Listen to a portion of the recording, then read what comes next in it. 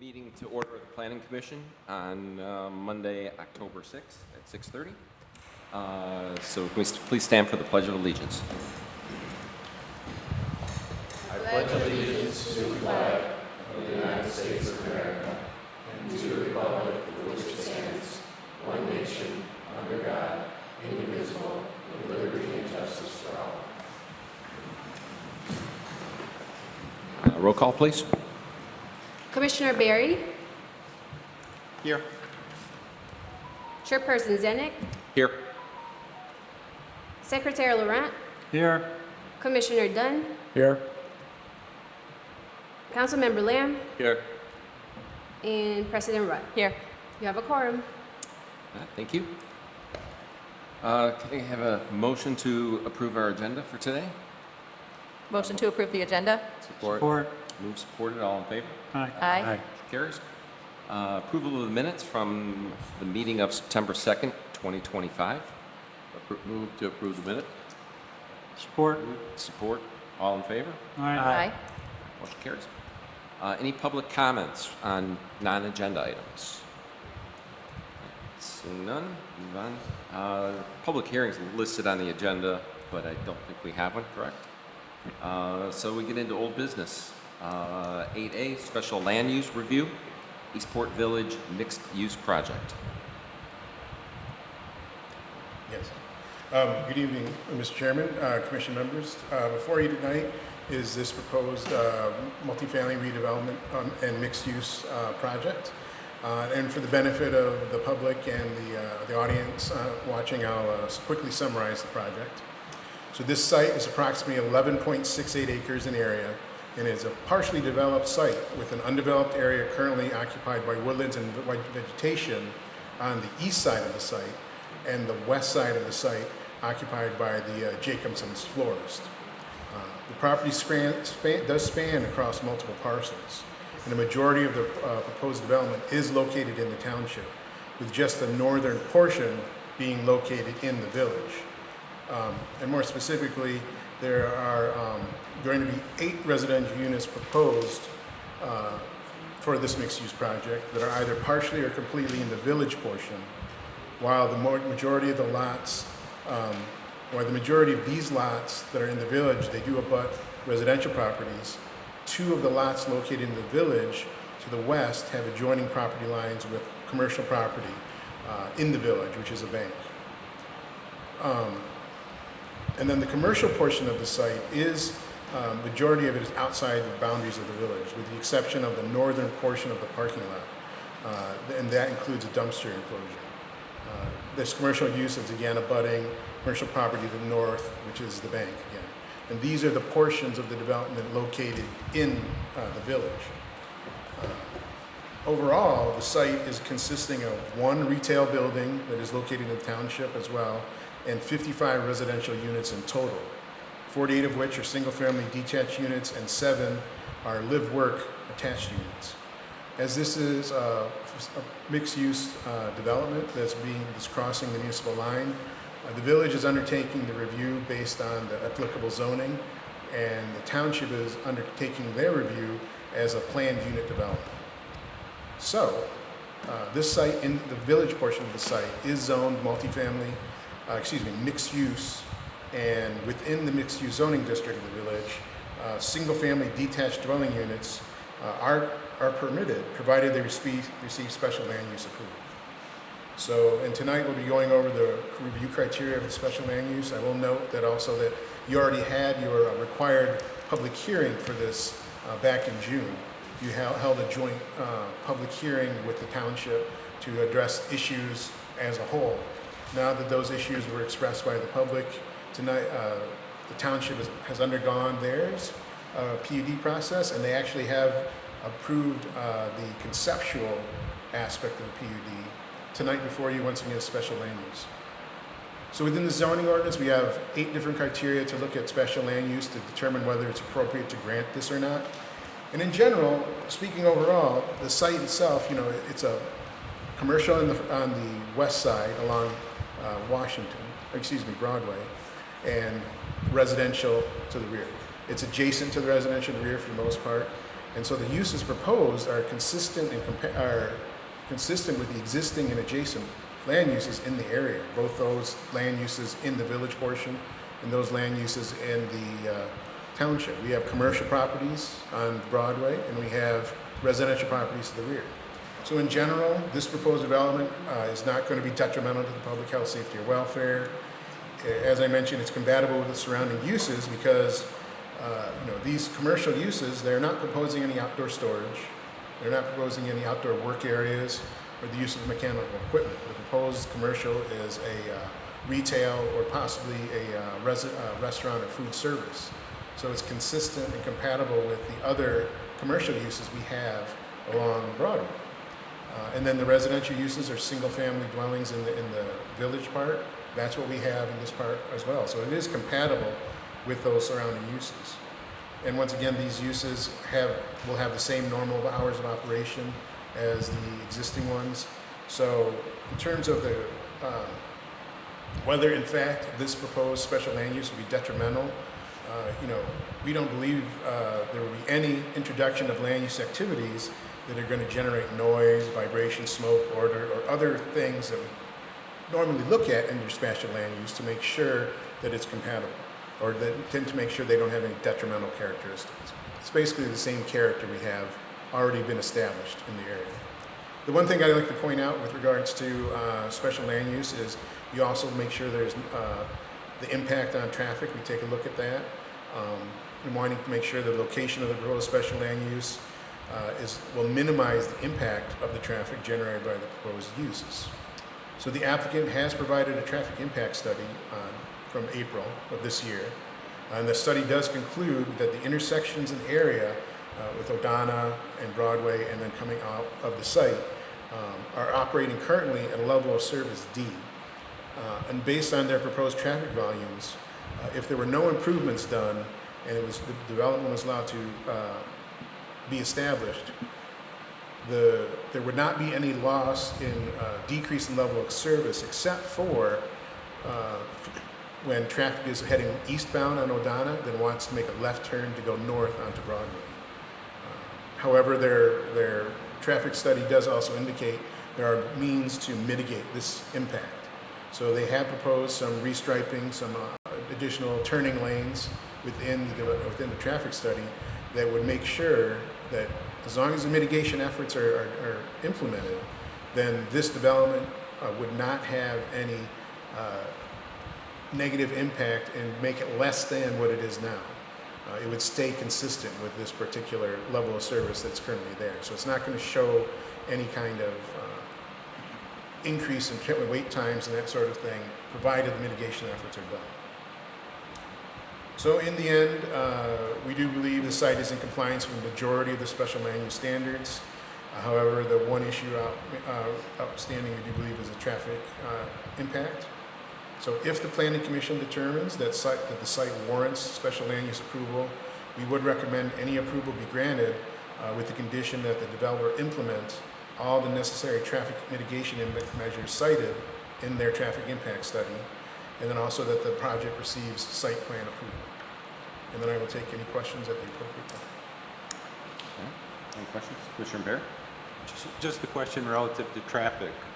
I know in the meeting with the township, Mr. Mosheri had mentioned that there were some improvements relative to signalization. I did also see, again, the striping, and I guess I just wanted to confirm with the addition of Mystic Cove and Constellation Bay and the marijuana site, those are all, again, just trying to confirm, they all appear to be taken into consideration in the traffic study. Is that correct? I do believe so, yes. They start with the base conditions of the existing uses, but then they do factor in all the new uses in the area, because the analysis not only looked at O'Donnell and Broadway, but Heights as well, which makes sense because Heights even though they're two separate roads, they basically function as one. You want to go to the westbound, you have to use Heights. You're coming from that direction, going eastbound, you're using O'Donnell. They're one way, but they basically function for us to get to that part of the village. And based on my review of the traffic study, they have factored that in. And the new uses that could be within the site, within that proximity. Right, and I guess I had the question until today, until I found it in the 300 pages. It looked like the baseline was sometime, I think, in January 25, but then later on, they, again, discussed the 3 additions that, again, you're confirming are included in the study. I guess relative to the signalization, I'll call it, are we going to have not only, I'll say, a new lane, but a left turn signal on the streetlight? I can't recall the exact details of their proposal, but I would imagine that these standards would be reviewed by actually state of Michigan and then Oakland County Road Commission to make sure that they take all appropriate measures. So I would imagine that everything that will be done that needs to be done in order to bring it back up to that level of service D. And to my mind, the only way you could do that would be what they call in here, they call it signal optimization. So I believe that in theory would include dedicated lanes and honestly, I would think there would be some additional curb work done or something to the effect to make that right-hand turn when you're coming eastbound on O'Donnell, to make that right turn to go south on Broadway, to make sure that's a free and easy movement as well. But in the end, I would rely on the traffic engineers and MDOT to provide us the information that what has been proposed will be sufficient. Okay. And I guess the other modification that I thought I heard at the township meeting, there's only one exit now across from O'Donnell. The other exit was it Landlord or whatever. That exit is not going to exist anymore. I do not believe so, no. I believe it's now just going to be the one. Yeah, is that correct? Yeah, it's just the one. Okay. So there'll just be the one exit across from O'Donnell. Yeah, I can kind of start from the top and answer your questions as we go, if that's okay. So yes, there was originally proposed exit entry from Glanworth. We had since gotten rid of that and put in public benefit, pickleball courts, fire pit, playground, parking. So there's nothing going to the east. Can you guys see on the screens below? Yeah, they're not on. No. Lindsay, Can we turn can you the turn those screens? monitors on down front, the TVs? Yeah, I mean, I'm good. I just Okay. trying to confirm some of these things that I No problem. Coming on. heard from the other meeting. Yeah. Thank you.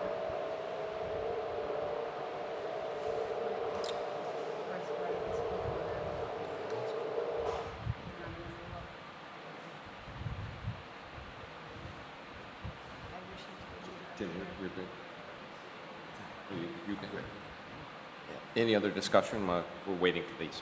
Yeah, it's no problem. So while we're waiting for this, I just wanted to clarify why we're really here. In the MU, it suggests that you want commercial uses along the main drag, M24, Broadway, and more residential uses to the east, with a clear thoroughfare, if you will. This is a downzoning. As it permits now, we are allowed to do an 18-unit, 3-story multifamily building in the location of the 8 residential single-family residences that we're proposing. And we're very sensitive to that because to the north, we have single-family residential. To the southeast, across the Paint Creek Trail, we have residential. So, we wouldn't be here requesting anything unless we thought it was appropriate and the best fit for the community at heart. So that's basically it. It's everything else to the west. The commercial use is in the township, and that's going to be a village market. We're looking at some local grocers, boutique, family market, with some interesting programming there, and as well as the parking lot in the village municipality. So, any questions? Do we know what the difference is going to be from what it currently is? Like the traffic that uses that I'll light now? introduce Steve Pangori. He's the president of AEW. He did our traffic study, and he can answer those questions for you.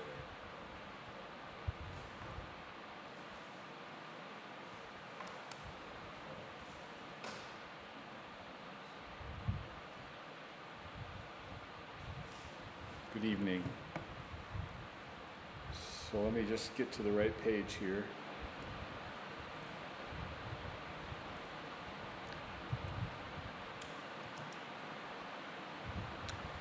So currently, the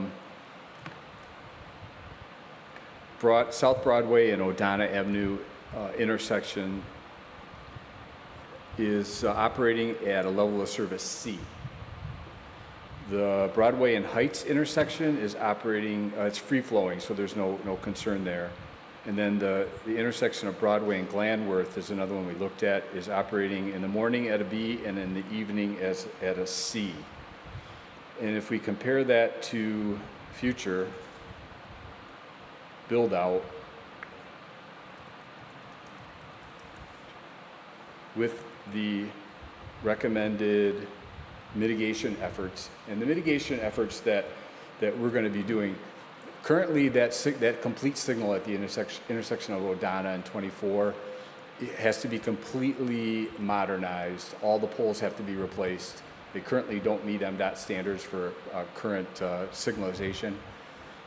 Southbound on 24, we will be, currently you can't make a left-hand turn into Jacobson's if you're coming southbound on 24. You will be able to once the signal is modernized.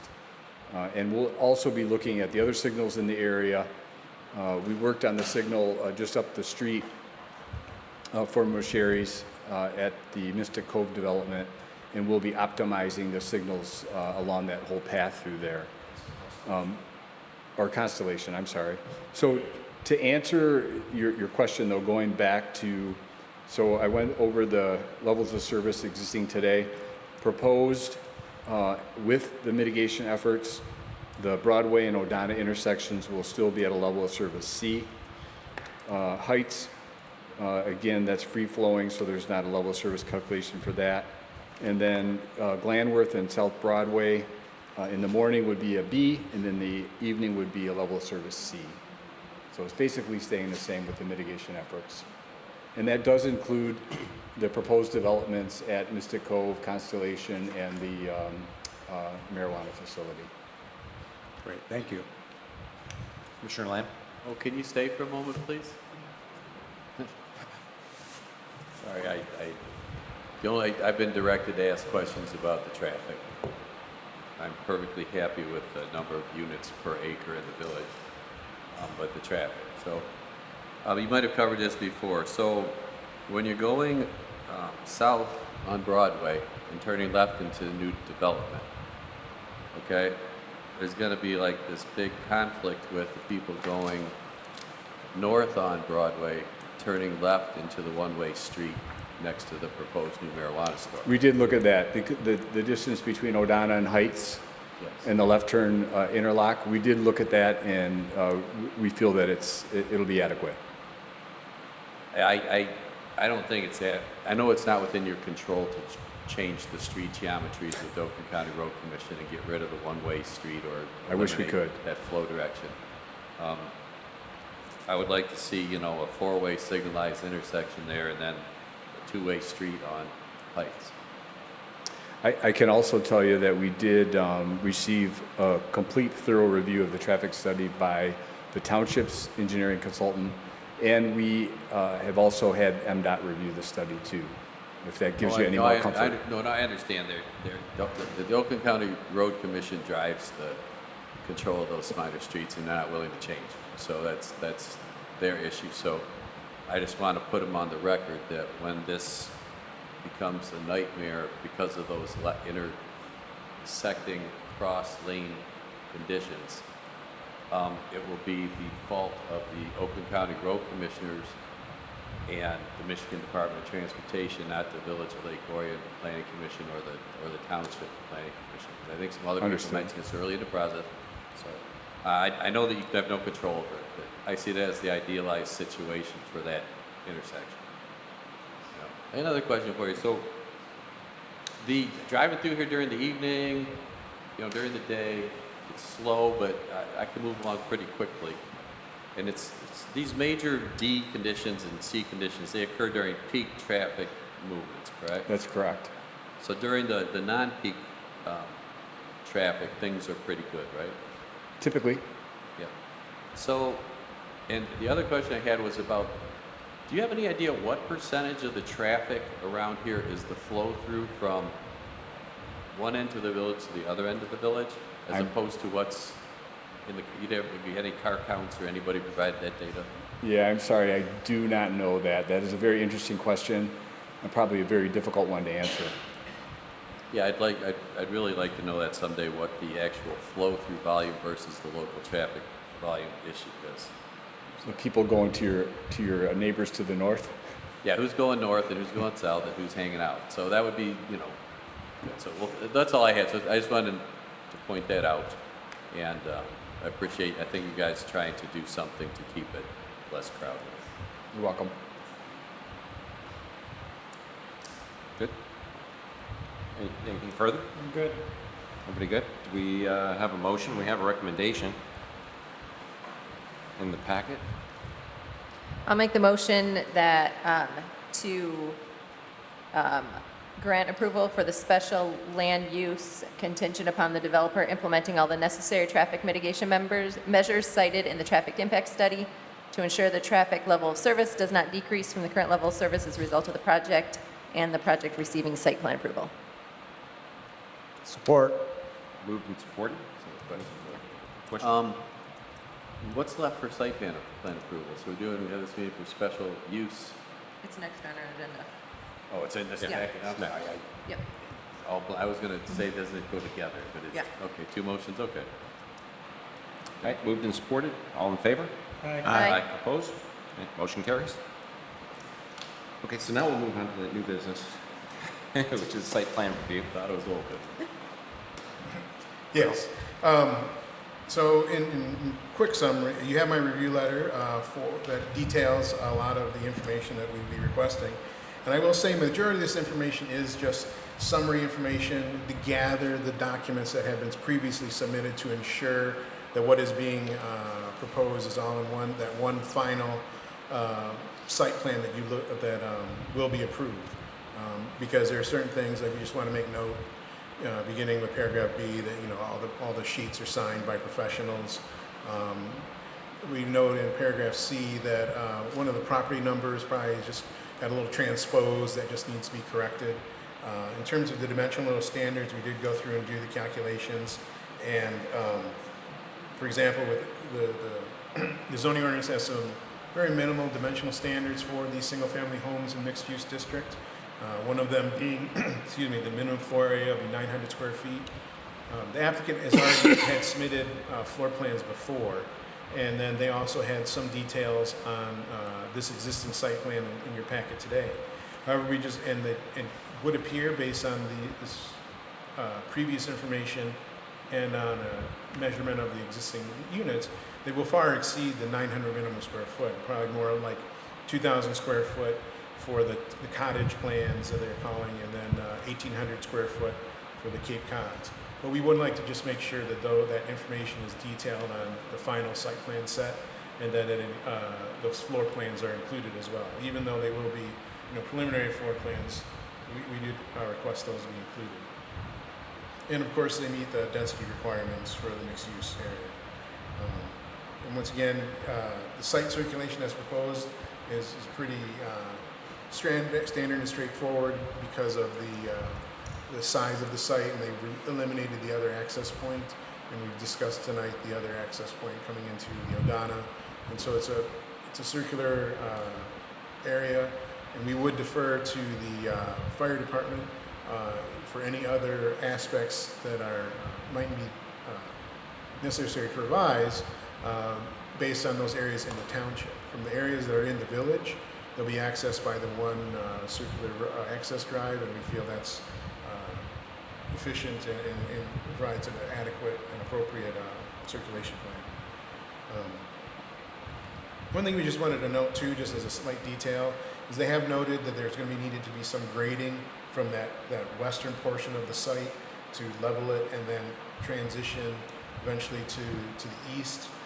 It's a little unclear where the size and scale of the retaining walls, and then where the relationship of the screening wall between the residences in the village, the two houses on the village that are adjacent to the commercial and commercial portion of the site, and to the adjacent commercial to the north. So we just like to provide a simple schematic detail. It'll show that relationship of the grades to make sure that they're appropriate. And then because if there is somewhat drastic change in grade, then it's just a matter of making sure the screening fence is on the higher portion of the grade. So basically making sure if it is that way that the fence will be on the parking lot / commercial side instead of in the residential backyards. And then you got a 6-foot high fence, but then the parking lot starts out at 4 feet above anyway, so it's not really screening anything. So that's just to assure the effective screening of those areas. And then similarly, provide a detail for the dumpster enclosure to ensure it's standard. And while we do have a note about the lighting, they have provided photometric plans in the past. Those do appear to be appropriate and in compliance with our standards, and to make sure that have minimal impact on residents. But we just want to make sure that those plans are the ones that will be utilized for the site. So in the end, we do think that the proposed development and the site plan does substantially meet the majority of our conditions for approval. And then if you so choose, you could request the applicant submit a revised site plan for you. However, we do feel this information is more about dotting the I's and dotting the I's and crossing the T's for this amount of detail. So we would recommend granting site plan approval contingent upon, as I mentioned, the paragraphs A through E on the last sheet in terms of the parcel numbers, floor area standards, floor plans, elevations for the screening, and the photometric plan. And then, however, we also do note that the village engineer has provided their initial review, and the fire marshal has as well. The fire marshal's review is consistent with what he submitted at the township, so we're making sure that's consistent at that level. So we recommend any approval be contingent upon them granting eventual administrative approval. Questions for the planner? Question. Mario, I'm curious, so you were referring to lots 44 and 45 in the parking lot, I think, In your discussion about the wall, That's correct. and then you mentioned that the finished grades on the parking lot were like 995, and then the house was 989, so that's 6 feet higher than the residential, correct? Potentially, but So it was is the requirement that the wall be 6 feet tall on the commercial parking lot side? basically yes. Because So that the wall could potentially be 9 feet tall. in theory, yes. Is that a problem, or do we have a requirement on wall height against the? I mean, on the lake we have a height requirement. Was it 6 feet between the houses and stuff? So, these people could potentially have a 9-foot wall behind their house. Is that something you guys looked at all? I'm just curious. And to be honest, one of the issues I had was I couldn't tell if the spot elevations on the site plan were the finished elevations or the current elevations. Finished grades. And if those are the finished grades, then you're right, it could be that high. So it might be an issue with regards to. So Mario was asking about the difference in the finished grade elevations on lots, like 44 and 45 with the commercial property, and whether or not that was going to create some difficulty in constructing the houses or in building the wall, because you can't get the 1-on-4 slope from the wall out into the houses. So have you guys done any detailed grading yet? We haven't finalized the engineering. This is very high-level preliminary grading that was done for the purposes of the site plan approval and PUD approval. As we go through the final engineering, we'll be refining those. We are currently showing a grade difference between the rear of those lots and the commercial property of about 4 feet. I wasn't quite understanding the additional 3 feet that. Well, if the wall in the commercial parking lot is 6 feet tall, then when you climb over the wall and jump into the neighbor's backyard, the grade changes 6 feet to 6 feet plus 3 feet or 4 feet. Yeah, we wouldn't extend the wall 3 feet higher on the commercial side if we had that scenario. We would probably put a guardrail on top of the wall. And then we're also proposing fencing along that area to prohibit somebody from jumping over. What I'm looking at is that, I guess it doesn't matter, that the lots are gonna end up reverse draining from the rear to the front of the property, which is fine with me. I don't think the catch basins are gonna work, there. Gotta maintain one on 4 slopes, right? So, it does look like it'd be difficult, so Mario, good call. I think you'll have an issue. It's okay. Like I said, I just was curious. we'll be done. fine tuning that and we'll take your suggestions. It just seems like Mario did a good job reviewing the plan. Okay, thank you. Good.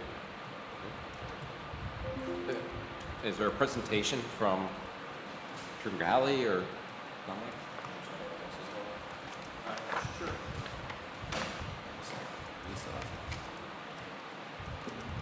Good evening again, Dominic Tringali with Masheri. So conceptually, if you can see that board, we have a cottage look that we're going to do in this particular project. Still very preliminarily, but we do have an idea of the product that people are asking for from all our calls that we're getting from both Mystic Cove and our other developments here. So for sale product is always their first question. So that's kind of why this whole development came about, of what the community wants. So we're going to have some ranch plans that'll start out around 1,700 square feet, go up to 2,200 square feet in those regards. Also have a first floor master, and then we'll also put a family product, which goes in the middle portion, which will be 2-story homes, starting out 24 all the way up to 3,000 square feet. Everything pretty much only has a 2-car garage, and then we're going to develop it in such a way that the porches are going to be more prominent, more of a pedestrian orientation, and then have cottage feeling. And in the next set of plan packages, we'll develop those a little bit further and have some elevations for you to look at besides the conceptual ones that we have submitted. Any other questions for me? How much? A good question. I'm always trying to estimate the tax revenues to the village, okay? That's my big thing, so. Yeah, we're starting out probably around 700. So want it to be less, but with the way things are, most likely not. So, okay. And then next package probably answered more of your questions. Thank you. Commissioner Wright?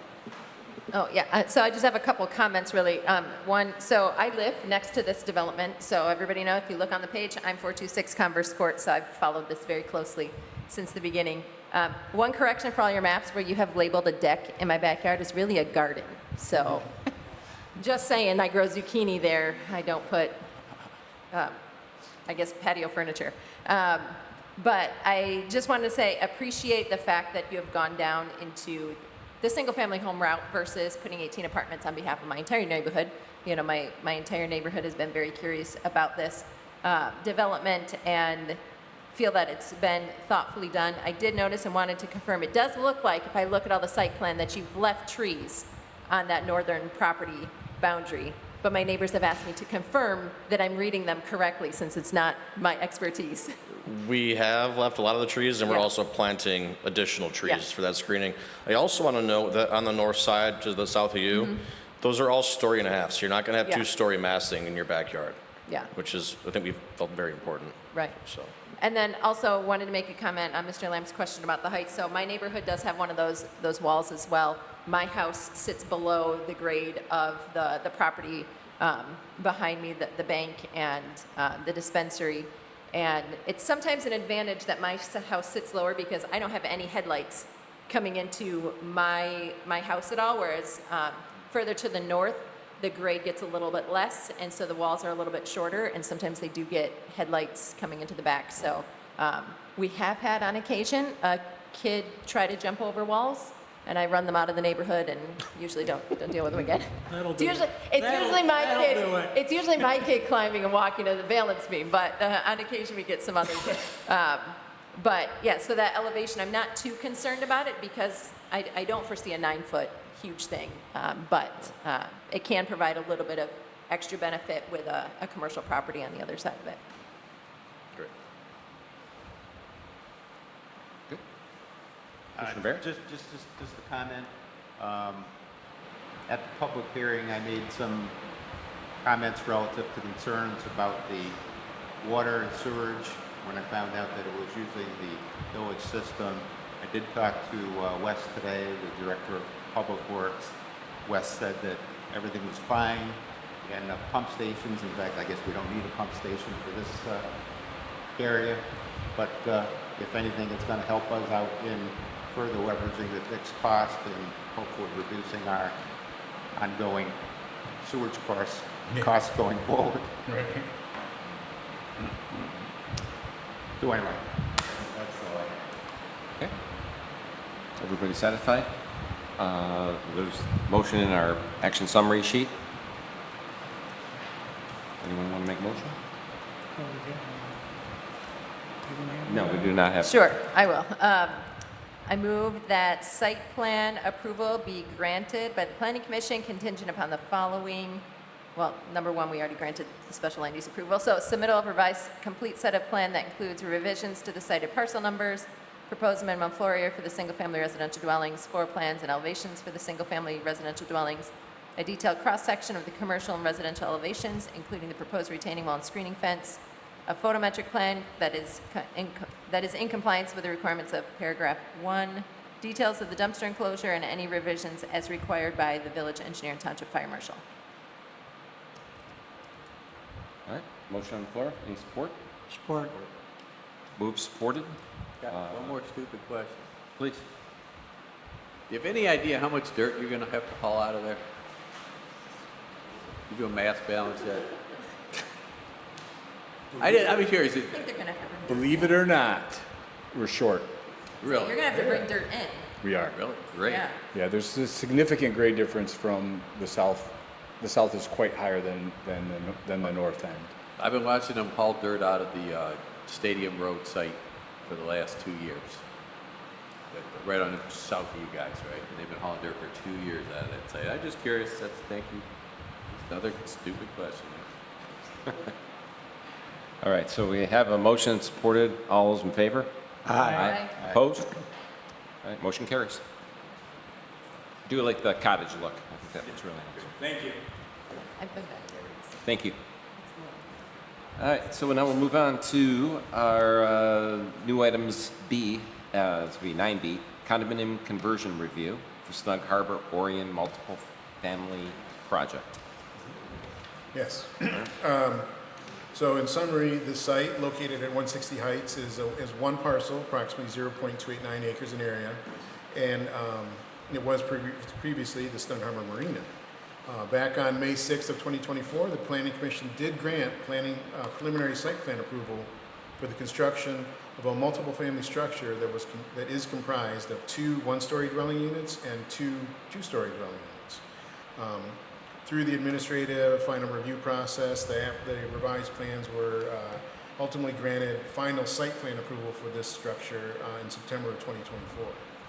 Now, the original review approval process was for the 4-unit structure to be under single ownership and have the units available on a 4-lease basis. Since then, the developer is now requesting to establish the structure and site as a condominium to allow for the sale of each unit to individual owners. The zoning ordinance actually does allow approval of a site plan and condominium documents by the Planning Commission, but I should rephrase that. Conversion to a condominium is permitted, provided Planning Commission grants site plan and condominium review and approval of the proposed new condominium. So there are about 5 different specific requirements under section 19.07 of the zoning ordinance. And those that are applicable, the permitted use, this proposed use is permitted in the MU district, so it's compliance with that standard. Others is that we make sure that it has public street access. This condominium will have direct access to Heights Road, so it's in compliance with that standard. And then some other standards within the zoning ordinance aren't applicable because they're really intended for condominiums that are called condominium subdivisions. Sometimes we call them the site condos, where it has an individual structure as the one single-family structure within a limited common element unit. So basically, it looks like a standard subdivision, but it is a condominium. And so when it comes to those subdivision requirements and the zoning district lot regulations, those are not applicable to this because this is a this is one structure in which the units are all attached. So only the multifamily ones would apply. But we did ask all the various consultants for the village to take a look at these documents as well, because that's one thing about the condominium conversion that is important, to make sure the master deed that governs the regulations for the condominium, the Exhibit B, which shows the site plan and the layout and the delineation of general common elements and limited common elements, are all consistent with what you've already done. The Exhibit B is consistent from a zoning standard with all the previously approved site plans. One thing in regards to the master deed, we would recommend that Article 10 in the master deed be revised to include a requirement that any amendment to the master deed or Exhibit B be administratively reviewed and approved by the village. And this is to ensure that any future amendments of the master deed are still consistent with the approved site plan and still consistent with other ordinance standards. For example, it doesn't really happen, but every now and then they might allow for any type of, say, a home occupation to become more intense than what we would normally allow in a home occupation. Actually, in theirs, they specifically right now state that the only home occupation could be an office, so a standard. But we want to make sure whenever there's condominiums that nothing is contradictory to and more lenient than what's on the books for the village. So we would recommend that Article D be revised to add that language. And then you have the engineer's review letter, and they've actually also provided a detailed notes on the master deed and the Exhibit B for their recommended changes. And then the fire marshal, while they haven't provided a review letter, they concur through email communication with an issue brought up by the village engineer to make sure that the fire suppression system is addressed in the maintenance of that fire suppression system is addressed in the documents. So those are some very detailed items that we'd like to see included as well. But as I mentioned, in the end, the conversion to a condominium will actually allow for 4 new homes to be owned by new residents of the village, and they are consistent with the previously approved site plans for this development. So we would recommend granting approval contingent upon the master deed being revised to require village approval of any amendments, and then the condominium documents being revised based on the comments from the engineer and the fire marshal, and then ultimately receiving their approvals. All right, thank you. That's all. Any questions for our planner? Commissioner Ryan? Does the fire suppression is because it's a multi-story unit? I believe so, yes.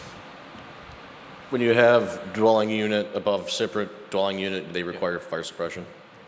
Okay, so do we have a fire suppression? Do we have a ordinance that allows for inspections of those things? Annual inspections or any of that kind of stuff? I believe, No? I don't know for sure, I shouldn't say, I don't know for sure, but I do believe that the International Fire Code does require something to that effect. I would defer to the property owner It's usually to allow that. Yeah, it's usually done through the fire department and through our HOA stuff. But I've never seen that technically written in paper, but they do come by and we do whatever we need to do, obviously. I know there's fire suppression in the village. It's inspected by the Yeah. fire department. I kind of wonder if it was the same character for condominiums. The condominiums I generally deal with are the side-by-side units. Right? Sure. I know in the cities they do multi-story, so that was my question. And how long is the developer going to retain control of the condominium association? We're not going to maintain control of it. Not at all. What if, so there's no provision, say you want to turn Mystic Cove into a condo that can join the two? I'm sorry? So there's no provision if you decided to turn Mystic Cove into condos also, that you could combine the two and have any beneficial relationship? No, that's the reason why we're doing Snug Harbor is everybody has been coming to Mystic Cove looking for, cheaper things to buy, cheaper houses to buy. And we have Peninsula, which is starting at over $2 million, and we're going to test the waters for Eastport, for Snug Harbor, and kind of see where we need to be. And that's kind of the idea. But Mystic Cove is going to remain rental product for now, as far as we can see. Yeah, I'm curious, and And those are the only two questions. It's a separate ownership, so will not, even if we did convert it, it wouldn't be the same association or condo. Sure. Great. Yeah. Just to answer further your questions, in the future, if for some reason the ownership of the Snug Harbor wanted to merge or do something as you suggest, like change Mystic Cove into that, it would all be whether the ownership entity of Mystic Cove agreed to that, and then they would have to come as a conversion to a condominium. They would have to come in front of us, so they couldn't do it on their own. Just like the reason we're here tonight, any condominium created in the village would be under your review prior to getting approved. Right, we always do small stuff and then you gotta pay a lot. Right. That's all. So it's always done better in groups, things like this. That's True. Mario, I just want to clarify, we need to come through to village council as well for this, correct? Forgive me, I don't believe so. Okay, No. just wanted to clarify that because I'll wanted to make check, sure. but I'm relatively sure this is the one we need. Okay. You can let me know off record, it's no big deal, but just wanted to get that clarified. Anything else to add? No, we're super excited about it. I think it's going to be a great product for the community.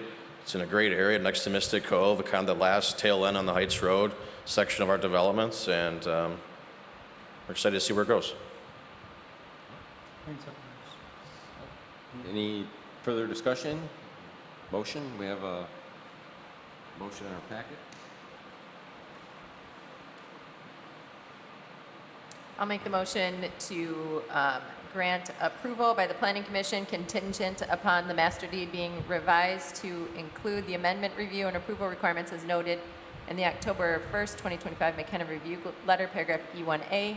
2, the condominium documents being revised based on the engineer's comments and receiving their final review and approval. And 3, the condominium documents being revised based on the fire marshal's comments and receiving their final review and approval. Support. Moved and supported. Any other discussion? All in favor? Aye. Opposed? Motion carries. Thank you. Thank you very much. I said aye, Lindsay, I just didn't get my mouth open. Thank you very much. Yeah, thank you. Good seeing you guys.